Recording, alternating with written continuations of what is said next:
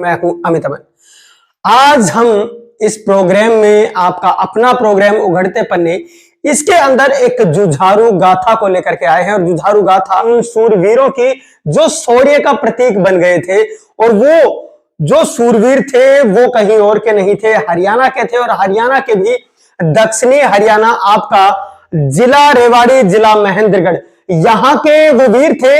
सन 1962 में आज ही के दिन 18 नवंबर को एक बहुत ही भयंकर युद्ध हुआ था। और युद्ध था चाइना के साथ में चुशूल घाटी का वो युद्ध, जहां पे कि आज रेजांगला स्मारक बना हुआ है। रेजांगला युद्ध के नाम से उस युद्ध को आप जानते हैं। और महज 120 जवान, वो यादव जवान 120 ही थे, और उन 120 ने जो 1300 चीनी सैनिक थे उनको मौत के घाट उतार दिया था। और चीनी सैनिक देखते रह गए थे, दंग रह गए थे कि क्या ऐसी भी कोई शौर्य गाथा हो सकती है, क्या ऐसे भी कोई सूरवीर हो सकते हैं, और क्या ऐसे भी लोग लड़ सकते हैं। भारत की जितनी भी लड़ाइयां हुई हैं उनमें से सबसे ऊपरी लड़ाइयों में इस लड़ाई को रखा जाता है, जहां महज 120 उन योद्धाओं ने, उन सैनिकों ने, और उनके बारे में एक बात और कही जाती है, वो इस इलाके के योद्धा जिन्होंने कभी बर्फ गिरती हुई भी नहीं देखी थी, और उन योद्धाओं को वहां पे बर्फ के अंदर लड़ना पड़ा था, जहां पे कि जो तापमान है -40 डिग्री तक पहुंच जाता है। वहां पे उस बर्फ की घाटी में उन लोगों को लड़ना पड़ा था, और उन चीनी सैनिकों से लड़ना पड़ा था, जो कि वहां पे हमेशा ही इन चीजों के लिए अभ्यस्त रहे थे। इन चीजों का अभ्यास वहां पे उन लोगों ने किया था। और जो यहाँ के जवान थे उनको सिर्फ 2 दिन पहले ही चुशूल घाटी में भेजा गया था, और कुमाऊं 13 वो बटालियन थी। और उस कुमाऊं 13 बटालियन के अंदर यहाँ के योद्धा थे मेजर शैतान सिंह, जो थे उसका नेतृत्व कर रहे थे। और उसके अंदर जो अहीर योद्धा थे उन्होंने इतना भयंकर युद्ध लड़कर के दिखाया था। जब मेजर शैतान सिंह को पता चला कि उनके पास मात्र 120 ही जवान हैं, और आगे से पूरी की पूरी जो सेना है वो युद्ध करने के लिए आ रही है, तो उन्होंने अपने सीनियर से पूछा कि क्या हमें और सहायता मिल सकती है, क्या हमें और सैनिक मिल सकते हैं। और ऊपर से जवाब आया कि नहीं, आपको कोई भी सहायता नहीं मिल सकती। ऊपर से आदेश थे कि जो सेना है, भारतीय सेना है, जो वीर योद्धा हैं, 120 योद्धा हैं, उनको कहा जाए कि वो पीछे हट जाए। तो मेजर शैतान सिंह ने अपने उन योद्धाओं से बात की कि क्या आप पीछे हटना चाहते हैं, क्योंकि आदेश है कि आप पीछे हट जाएं, क्योंकि उधर एक पूरी भारी भरकम सेना है जिसके पास आधुनिक हथियार है, और आप लोगों के पास वो हथियार हैं जो कि जंग लग चुके हैं, और वही द्वितीय विश्व युद्ध के जो हथियार हैं वो आप लोगों के पास हैं। तो क्या आप लड़ना चाहते हैं? सलाम कीजिए उनके जज्बे को, 120 लोगों के और उन योद्धाओं के जज्बे को, जिन्होंने कहा कि पीछे हटने का तो सवाल ही पैदा नहीं हो सकता, कि अब हम यहां आ गए हैं तो क्या पीछे हट जाएं।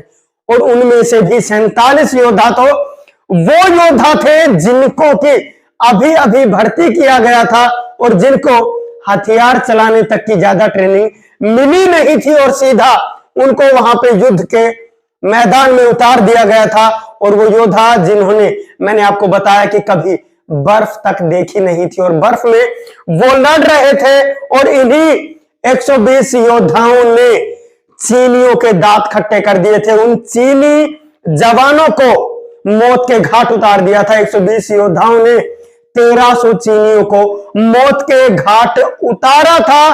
और इन योद्धाओं की वीरता को जब आप देखेंगे, हथियार जंगे हुए, और उनके साथ साथ कुछ भी उनके पास वहां पे नहीं था, ना ही उनको ऐसी परिस्थितियों में लड़ने का कभी अभ्यास मिला था। और उसके बावजूद भी, हथियार खत्म होने के बाद भी, सर भिड़ा भिड़ा करके उन चीनी सैनिकों को मार गिराया। उनमें से एक एक सैनिक ने 10-10 चीनियों को मारा था। तो कितनी वीर गाथा उन लोगों की रही होगी। और तब भी उनको इतिहास के अंदर भुला दिया जाता है।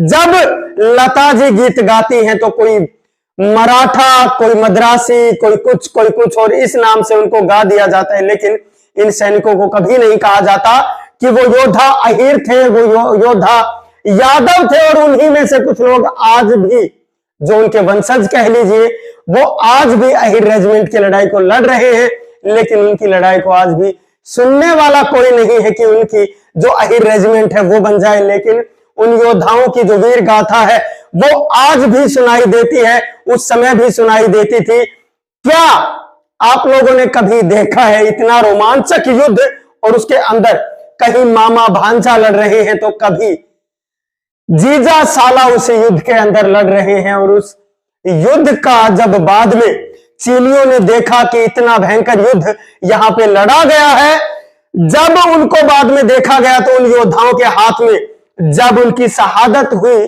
तो भी उनका जो हाथ है वो ट्रिगर पर ही था, और उस समय भी वो बंदूक चलाने के लिए तैयार थे कि जैसे ही कोई सामने आए वो उसको मौत के घाट उतार दे।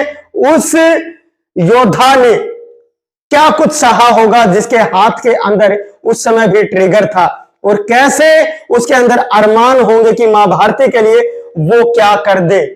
और क्या वो योद्धा आपको लगते हैं कि किसी चलते फिरते तूफान से कम होंगे, जिन्होंने उन 1300 चीनी सैनिकों को मौत के घाट उतार दिया था। और आज भी उन योद्धाओं के जो वंशज हैं बाट जोह रहे हैं कि कब कांधे के ऊपर नाम मिलेगा, कि अहीर रेजिमेंट उनके कांधे पर लिखा जाए, उनके आने वाली नस्लों के ऊपर अहीर रेजिमेंट लिखा जाए, और वो उस जंगी नारे को वहां पे लड़ पाए और अहीर रेजिमेंट के नाम से वहां पे लड़ाई कर पाए। लेकिन ऐसे बिरले युद्ध हुए हैं जिनके अंदर इतनी बहादुरी से लड़ा गया हो, जिनको कहा गया हो कि आप पीछे हट जाएं, और उसके बावजूद भी वो योद्धा लड़े हो, जिनको पता है कि आगे सिर्फ मौत है, तुम्हारी जो संख्या है वो बहुत कम है और आने वाली सेना की संख्या बहुत ज्यादा है, जिनके सामने तुम मुट्ठी भर भी नहीं हो, लेकिन फिर भी वो इतनी बहादुरी से लड़े,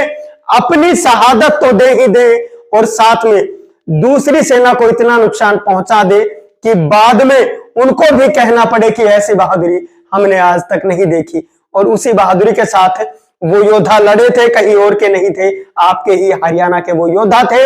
तो इन योद्धाओं के बारे में आप क्या समझते हैं, क्या सोचते हैं, वो नीचे आप कमेंट बॉक्स में लिख करके बता दें कि कितनी भयंकर लड़ाई आपको ये लगती है, और क्या अहीर रेजिमेंट बन जानी चाहिए। ये आप लोगों के सामने मैं एक सवाल छोड़ता हूं, तो आप इन्हीं बातों का जवाब दीजिए। और क्या ऐसी भयंकर लड़ाई क्या आपने कभी देखी है, क्या सुनी है? क्योंकि यह लड़ाई भी काफी समय तक दबी रही थी, और अब यह लड़ाई लोगों के सामने आई है, तो किस रूप में आई है वो भी आप समझ ही सकते हैं। और मेजर शैतान सिंह को कौन भूल सकता है। मेजर शैतान सिंह भाटी वो राजपूत योद्धा जिसने इसकी अगुवाई की थी, और अगुवाई करने वाला वो योद्धा भी बिरला ही था। नमस्कार, धन्यवाद, जय हिंद, जय भारत।